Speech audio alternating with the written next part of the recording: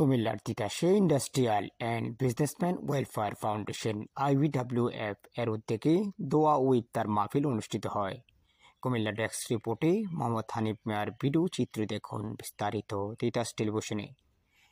বৃহস্পতিবার 13 মার্চ দুপুর 3টায় উপজেলা বাতাকান্দি বাজার সংলগ্ন বিসমিল্লাহ কমিউনিটি সেন্টারে উপজেলা IBWF শাখার সভাপতি মোহাম্মদ সবির হোসেনের সভাপতিত্বে সংক্ষিপ্ত আলোচনা সভায় প্রধান অতিথি হিসেবে বক্তব্য রাখেন IBWF এর কুমিল্লা উত্তর জেলা শাখার সভাপতি অ্যাডভোকেট মোহাম্মদ আব্দুল আওয়াল।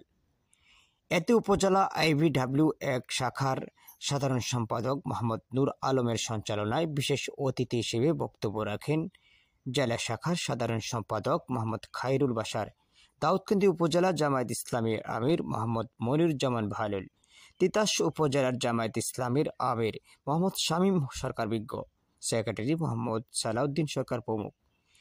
এ সময় অত্র ফাউন্ডেশনের শতাধিক ক্ষুদ্র ও মাঝারি ব্যবসায়ী, জামায়াত ও ইসলামীর বিভিন্ন ইউনিটের নেতৃবৃন্দ, প্রিন্ট মিডিয়ার স্থানীয় সাংবাদিকগণ সহ সুশীল সমাজের গণ্যমান্য ব্যক্তিবর্গ উপস্থিত ছিলেন। পরে দোয়া ও মোনাজাত ও ইফতার বিতরণের মধ্য দিয়ে অনুষ্ঠানটি সমাপ্তি ঘটে।